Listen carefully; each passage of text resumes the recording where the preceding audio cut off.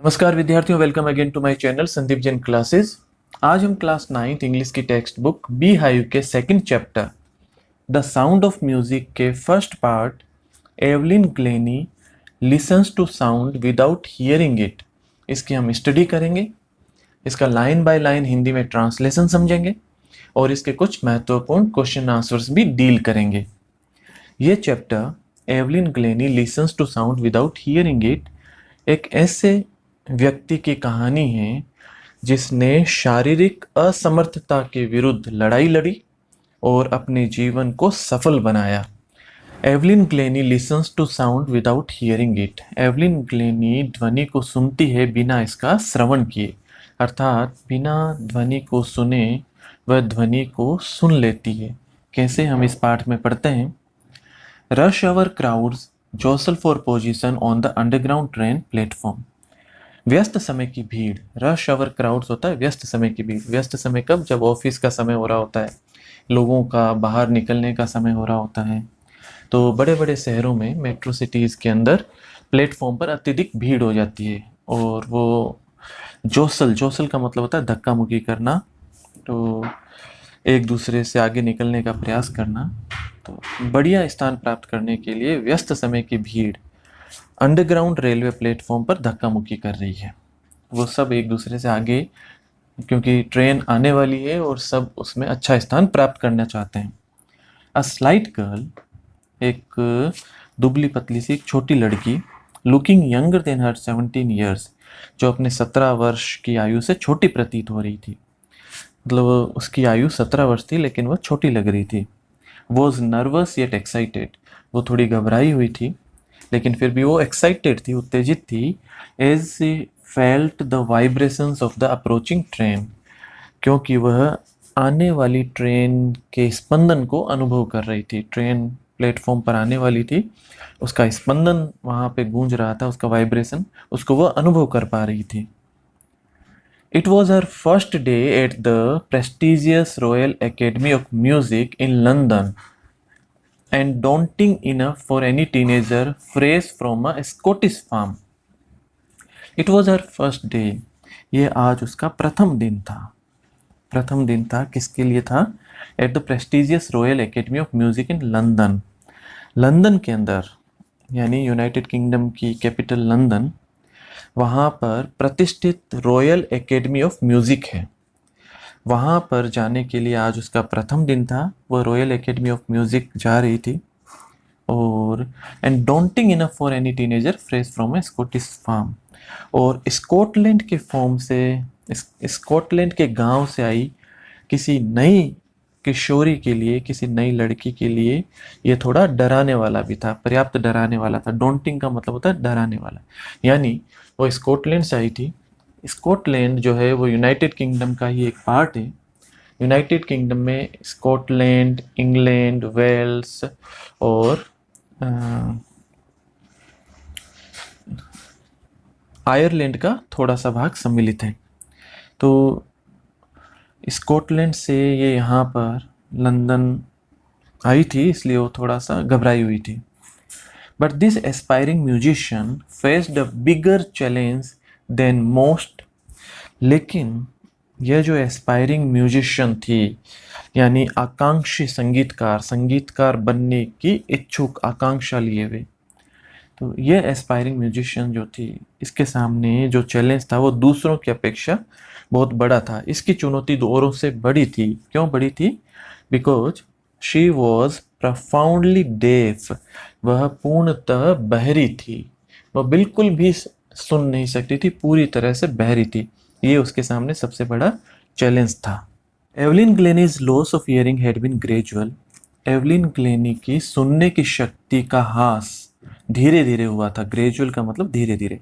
Her mother remembers noticing something was wrong when the 8-year-old Evelyn was waiting to play the piano. उसकी माँ को याद है कि उसने देखा था कि कुछ गड़बड़ है जब 8 वर्ष की एवलिन पियानो बजाने की प्रतीक्षा कर रही थी। और उस समय ऐसा क्या हुआ? They called her name and she didn't move. उन्होंने उसका नाम पुकारा और वह बिल्कुल भी नहीं हिली। उसको पता ही नहीं चला कि उसका नाम लिया गया। I suddenly realized she hadn't heard, और मैंने अचानक महसूस किया कि उसे सुनाई ही नहीं दिया था। Says Isabel Glenny, Isabel Glenny ने बताया। इजाबेल ग्लेनी जो थी वो एवलिन ग्लेनी की माँ थी, और उसको अचानक महसूस हुआ कि ऐसा लगा कि एवलिन ने कुछ भी नहीं सुना था।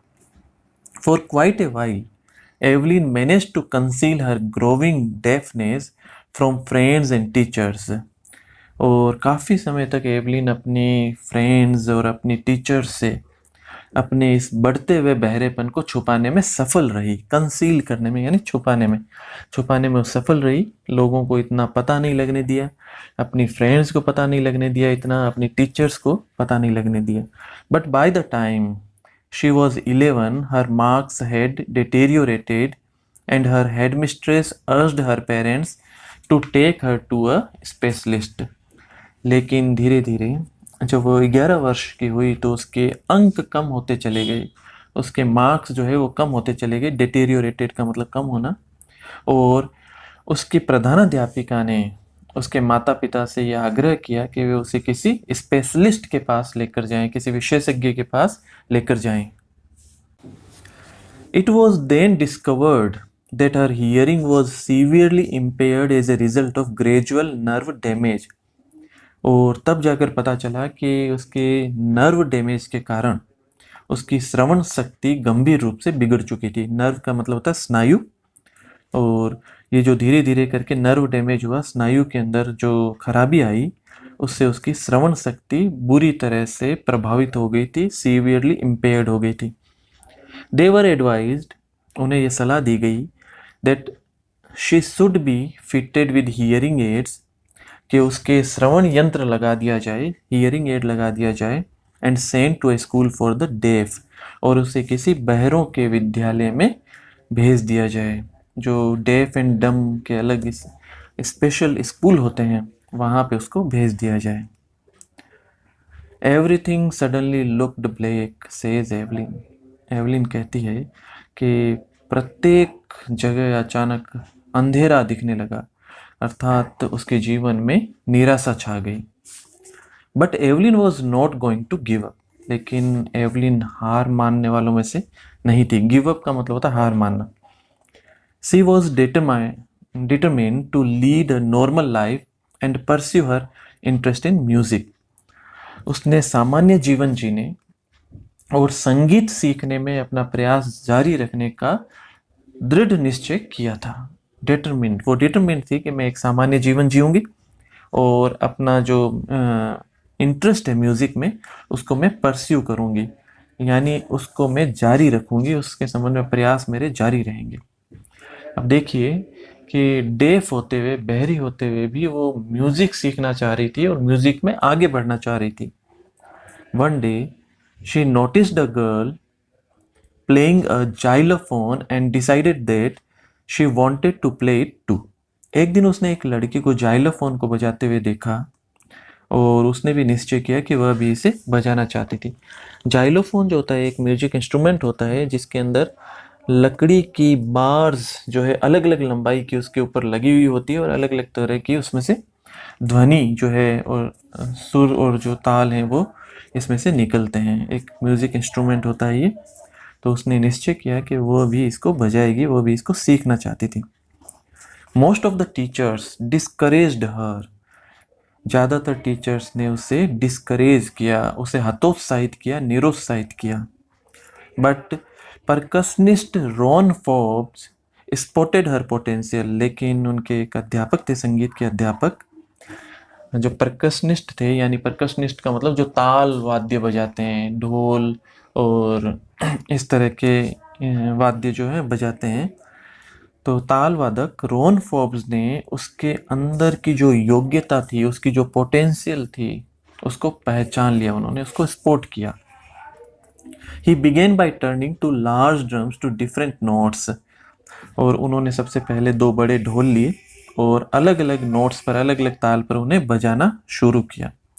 Don't listen through your years he would say, और उन्होंने कहा कि अपने कानों से मत सुनो, क्योंकि यहाँ पे एवलिन जो है वो कानों से सुन भी नहीं सकती थी, तो उन्होंने उसे कहा कि तुम अपने कानों से सुनने का प्रयास मत करो, try to sense it some other way.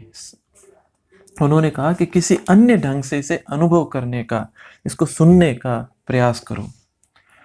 Says Evelyn, Evelyn कहती है, suddenly I realized I could feel the higher drum from the waist up and the lower one from the waist down. Evelyn कहती है कि अचानक मुझे ऐसा अनुभव हुआ, मुझे ये समझ में आया कि बड़े ड्रम को मैं कमर के ऊपर और छोटे ड्रम को मैं कमर के नीचे से अनुभव कर पा रही थी। उसे उसकी वाइब्रेशंस अनुभव हो रही थी। बड़ा ड्रम जो है उसके कमर के ऊपर उसकी वाइब्रेशंस अनुभव हो रही थी, और छोटे ड्रम वो जो थी वेस्ट डाउन उसको अनुभव हो रहा था। Forbes repeated the exercise and soon Evelyn discovered that she could sense certain notes in different parts of her body. Forbes ने एक्सरसाइज को रिपीट किया और एक्सरसाइज को दोहराते रहे वो, और एवलिन ने ये देखा कि कुछ स्वर, कुछ नोट्स उसे शरीर के अलग अलग भागों में महसूस हो रहे थे। I had learned to open my mind and body to sounds and vibrations. The rest was sheer determination and hard work. और यहाँ एवलिन कहती है कि मैंने अपने मस्तिष्क और शरीर को साउंड्स व वाइब्रेशंस के प्रति खोलना सीख लिया था। यानी मेरा मस्तिष्क और मेरा शरीर जो है वो साउंड को कैच कर पा रहा था, वाइब्रेशंस को कैच कर पा रहा था, उसको मैं सोख पा रही थी। और इसके बाद में लिखा है कि the rest was shear determination and hard work. और शेष तो केवल उसका दृढ़ संकल्प, शेयर का मतलब केवल, केवल उसका डिटर्मिनेशन यानी दृढ़ संकल्प, और हार्ड वर्क यानी कठिन परिश्रम था। इसके बाद में उसने जो कठिन मेहनत की और जो कड़ा परिश्रम किया वो महत्व रखता है। She never looked back from that point onwards. और उसके पश्चात उसने कभी पीछे मुड़कर नहीं देखा। She toured the United Kingdom with a youth orchestra, and by the time she was 16, she had decided to make music her life. उसने एक यूथ ऑर्केस्ट्रा होते हैं वाद्य यंत्रों के साथ में, पूरी टीम जाती है, तो एक यूथ ऑर्केस्ट्रा, एक युवा वाद्य वृंद के साथ में यूनाइटेड किंगडम की यात्रा की। यूनाइटेड किंगडम का यहाँ पे है पूरा इंग्लैंड और स्कॉटलैंड, वेल्स, इन सब जगह। तो यूनाइटेड किंगडम की यात्रा की, और जब वह 16 वर्ष की हुई तब तक उसने संगीत को अपना जीवन बनाने का निश्चय कर लिया था। She auditioned for the Royal Academy of Music and scored one of the highest marks in the history of the Academy. उसने रॉयल एकेडमी ऑफ म्यूजिक में ऑडिशन दिया। ऑडिशन होता है ध्वनि परीक्षण। ऑडिशन दिया और अकादमी के इतिहास में उसने अधिकतम अंक प्राप्त करने वालों में अपना स्थान बनाया। मतलब अकादमी के इतिहास में जो अधिकतम अंक जिन लोगों का है उनमें से एक एवलिन थी। She gradually moved from orchestral work to solo performances. धीरे धीरे वो ऑर्केस्ट्रल वर्क से हटकर एकल प्रदर्शन यानी सोलो परफॉर्मेंसेस देने लगी। At the end of her 3-year course, she had captured most of the top awards. और 3 वर्ष के अपने कोर्स को, अपने पाठ्यक्रम को पूरा करने तक उसने सभी जो मुख्य मुख्य जो अवार्ड्स थे, जो टॉप अवार्ड्स थे, इनाम थे, वो उसने प्राप्त कर लिए थे। And for all this, Evelyn won't accept any hint of heroic achievement.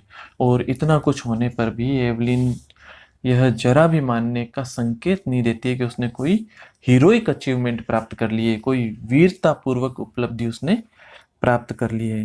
वह कहती है, if you work hard and know where you are going you will get there. कि यदि आप परिश्रम करते हैं, मेहनत करते हैं और आप जानते हैं कि आपको कहाँ पहुँचना है, तो आप वहाँ पर पहुँच जाएंगे।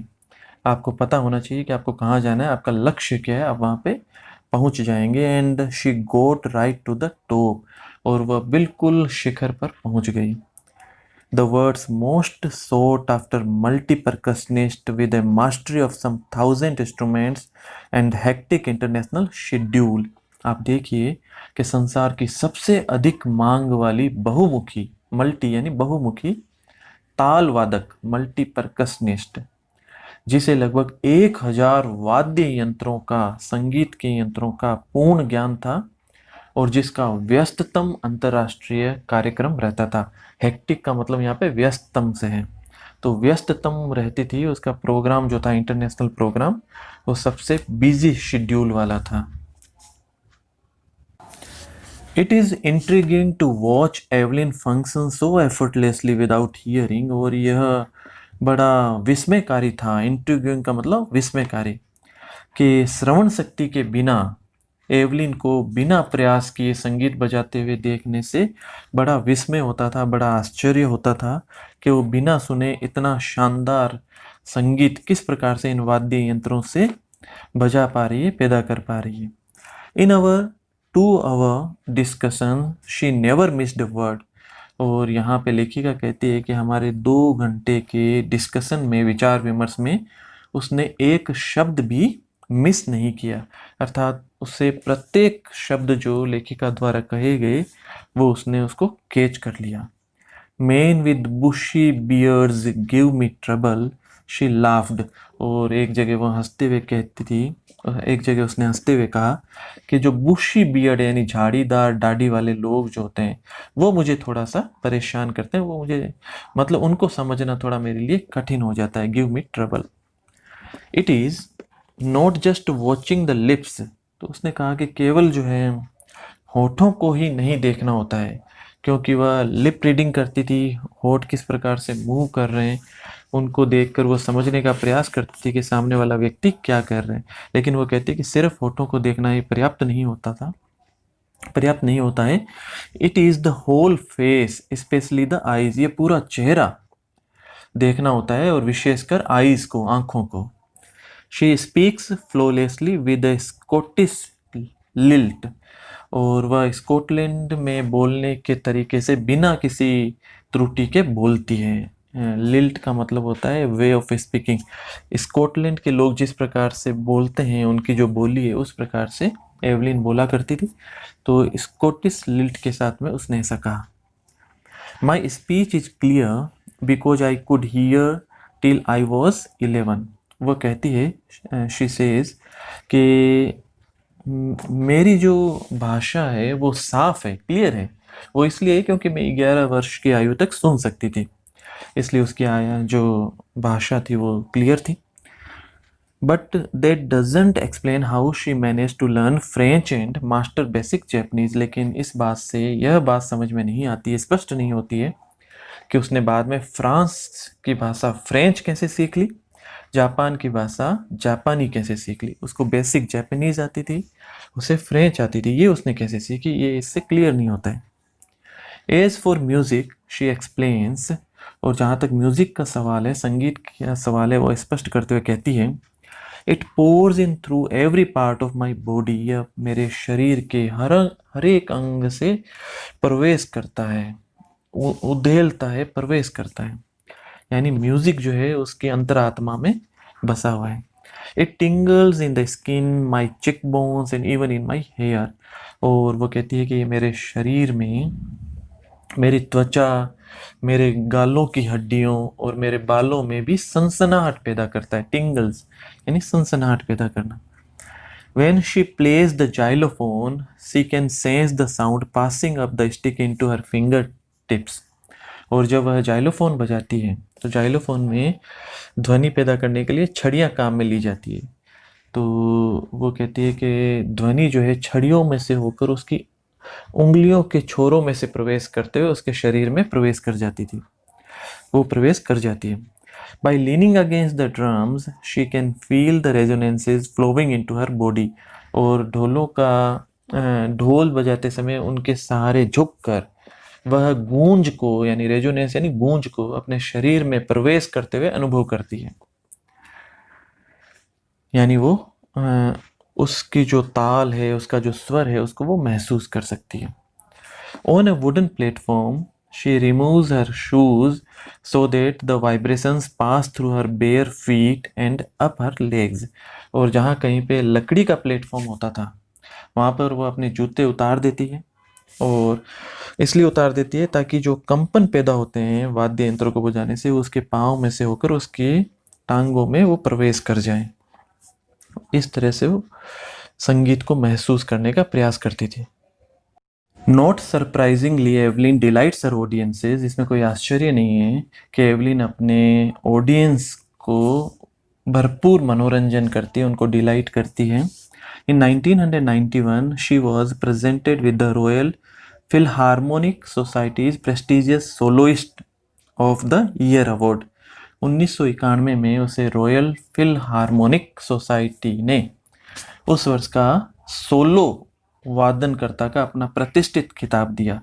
सोलो का मतलब एकल से होता है, यहाँ पे एकल वादन वो करती थी, सोलोइस्ट का उसको खिताब दिया गया। सेज मास्टर परक्यूशनिस्ट जेम्स ब्लेड्स, और जो मास्टर परकशनिस्ट हैं यानी जो यहाँ पे ताल वादक जो इसके गुरु थे जेम्स ब्लेड्स, वो कहते हैं गॉड में have taken her hearing but he has given her back something extra ordinary, कि भगवान ने उसकी श्रवण शक्ति तो ले ली किंतु उसके बदले में उसे कुछ विलक्षण वस्तु दी है। कैसे विलक्षण दी है? What we hear she feels, कि जो हम सुनते हैं उसे वह महसूस करती है, उसे वो अनुभव करती है। Far more deeply than any of us, और हम में से किसी से भी अधिक गहराई के साथ, यानी हम जो चीज सुनते हैं उसे वह महसूस करती है, अनुभव करती है, लेकिन हमसे ज्यादा गहराई के साथ। That is why she expresses music so beautifully, और यही कारण है कि वो म्यूजिक को इतने सुंदर ढंग से अभिव्यक्त करती है। So beautifully यानी इतने सुंदर ढंग से। एवलिन कन्फेसेस, यानी एवलिन ये स्वीकार करती है that she is something of a workaholic, कि उसे काम करने का नशा है। वर्कहोलिक का मतलब होता है काम का नशा।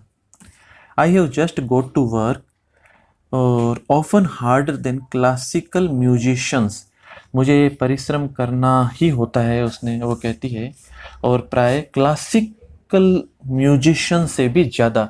हम ये मानते हैं कि संगीत के क्षेत्र में क्लासिकल म्यूजिशियन जो है वो बहुत ज़्यादा मेहनत करते हैं, लेकिन एवलिन मानती है कि वो क्लासिकल म्यूजिशियन से भी ज़्यादा मेहनत करती है।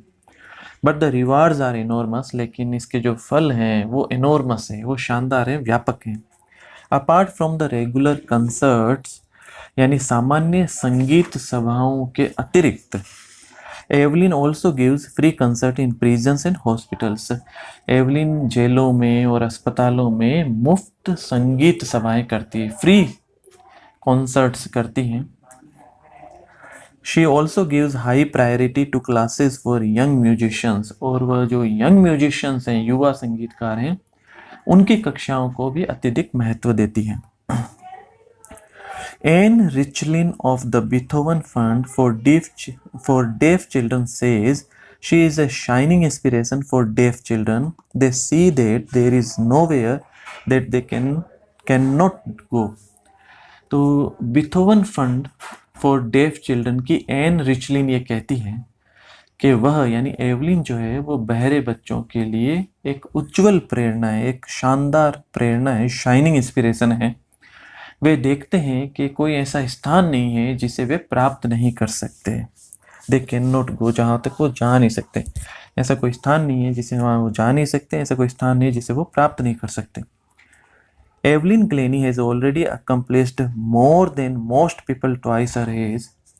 एवलिन ग्लेनी ने अपनी आयु से जो दुगनी उम्र के जो लोग हैं उनसे भी बहुत अधिक सफलता प्राप्त कर ली है। She has brought percussion to the front of the orchestra and demonstrated that it can be very moving. और इसने देखिए दो काम किए यहाँ पे, उसने ताल वादन को, परकशन का मतलब ताल वादन, तो उसने ताल वादन को ऑर्केस्ट्रा में एक अग्रणी स्थान दिलाया है, फ्रंट प्लेस दिलाया है। And demonstrated that it can be very moving, और यह भी प्रदर्शित किया है कि बहुत प्रभावशाली हो सकता है, यह बहुत मूविंग हो सकता है। She has given inspiration to those who are handicapped, people who look to her and say if she can do it I can.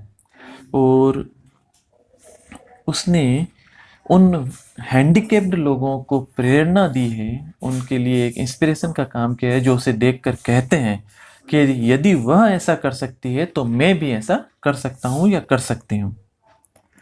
And not the least she has given enormous pleasure to millions, और सबसे बढ़कर बात यह है, not the least का मतलब यहाँ पे सबसे बढ़कर बात यह है कि उसने लाखों लोगों का मनोरंजन किया है। Given enormous pleasure to millions. तो आशा है इसका हिंदी अनुवाद आपको समझ में आ गया होगा। इसके कुछ महत्वपूर्ण क्वेश्चन आंसर है जिनको हम समझने का प्रयत्न करते हैं। एक प्रश्न है, how old was Evelyn when she went to the Royal Academy of Music. Evelyn की उस समय क्या आयु थी जब वह रॉयल एकेडमी ऑफ म्यूजिक में गई थी। ये पाठ के शुरू में हमने देखा था कि Evelyn was only 17 years old when she went to the Royal Academy of Music. Evelyn मात्र 17 वर्ष की थी जब वह रॉयल एकेडमी ऑफ म्यूजिक में गई थी। एक प्रश्न है, when was her deafness first noticed and when was it confirmed. सबसे पहले एवलिन की डेफनेस यानी उसके बहरेपन का कब पता चला। ये हमने देखा कि सबसे पहले तब पता चला जब वो 8 वर्ष की थी। उसकी माँ ने ये नोटिस किया कि उसने कुछ बोला है और एवलिन ने बिल्कुल भी उसकी तरफ ध्यान नहीं दिया, यानी एवलिन को सुना ही नहीं दिया। दूसरा इसमें है कि व्हेन वाज इट कंफर्म्ड, ये कंफर्म कब हुआ, इसकी पुष्टि कब हुई। और एवलिन जब 11 वर्ष की थी तब इसकी पुष्टि हुई कि जो विशेषज्ञों को दिखाया गया तो उसने पुष्टि की कि कोई स्नायु संबंधी बीमारी के कारण, खराबी के कारण उसकी श्रवण क्षमता कम हो चुकी है। एक प्रश्न है, who helped her to continue with music, what did he do and say. संगीत में यानी म्यूजिक में कंटिन्यू करने में किसने उसकी सहायता की और उसने क्या किया और क्या कहा। तो हमने देखा था कि उनके जो एक टीचर थे रॉन फोर्ब्स, जो ताल वादक थे, परक्यूशनिस्ट थे, उन्होंने उसकी मदद की। उन्होंने 2 ड्रम जो है उसके लिए अलग अलग नोट्स के छोटा और बड़ा जो है उसके लिए तैयार किए, और साथ में उन्होंने कहा कि तुम कानों के द्वारा मत सुनो, तुम इसको किसी और माध्यम से सुनने का प्रयास करो, और इस तरह से उसे उत्साहित किया। एक सबसे महत्वपूर्ण प्रश्न जो है वो है, how does Evelyn here music. Evelyn को संगीत कैसे सुनाई पड़ता है। हम जानते हैं एवलिन जो है वो सुन नहीं सकती थी और बिल्कुल बहरी हो चुकी थी, लेकिन संगीत में उसकी रुचि थी और उसने एक दृढ़ निश्चय किया था कि वो संगीत सीखेगी। और शुरू में उसके टीचर रॉन फोर्ब्स ने 2 अलग अलग आकार के ढोल रखकर उनके स्वरों को उसे कानों के अलावा अपने शरीर के द्वारा महसूस करने हेतु प्रेरित किया, और इस प्रकार से वह अपने जो बड़े ढोल के जो स्वर थे, बड़ा जो ड्रम था उसके स्वर को वो अपने वेस्ट अप कमर के ऊपर के हिस्से से महसूस कर पाई, और जो छोटा ढोल था उसको वेस्ट डाउन अपने कमर के नीचे के भाग से उसने उसकी वाइब्रेशंस को महसूस किया, और इस प्रकार से उसकी संगीत की यात्रा प्रारंभ हुई। और अभ्यास के द्वारा उसने पाया कि वह अपने बॉडी पार्ट्स के द्वारा अलग अलग निश्चित जो स्वर थे, नोट्स थे, उनको वो समझ सकती थी। और बाद में उसने ये भी बताया कि जो म्यूज़िक था उसके अंदर उसके प्रत्येक बॉडी पार्ट्स के द्वारा उसके अंदर म्यूजिक प्रवेश करता है, और वह अपनी स्किन के द्वारा, अपने चिक बोन्स के द्वारा, अपने यहाँ तक कि अपने हेयर्स के द्वारा भी इस म्यूज़िक की जो सनसनाहट है उसको वो समझ सकती है, इसको वह महसूस कर सकती है। तो इस प्रकार से हमने देखा कि उसके ईयर्स जो थे वो काम नहीं करते थे, लेकिन वह म्यूज़िक को अपने बॉडी पार्ट्स के द्वारा समझने में, महसूस करने में समर्थ हो गई थी। ये उसके अंदर एक विशिष्ट योग्यता आ गई थी। इसीलिए हम आजकल जो विकलांग हैं उनको दिव्यांग कहते हैं, कि उनके अंदर एक दिव्य योग्यता उनके अंदर उत्पन्न हो जाती है। तो आशा है कि आपको इस पाठ का हिंदी अनुवाद, हिंदी ट्रांसलेशन और इसके जो महत्वपूर्ण क्वेश्चन आंसर है वो समझ में आ गए होंगे। और आपको अगर ये वीडियो लेसन अच्छा लगा है तो आप इसे लाइक ज़रूर करें। आपने अभी तक इस चैनल को सब्सक्राइब नहीं किया है तो इसे सब्सक्राइब ज़रूर करें। बहुत बहुत धन्यवाद।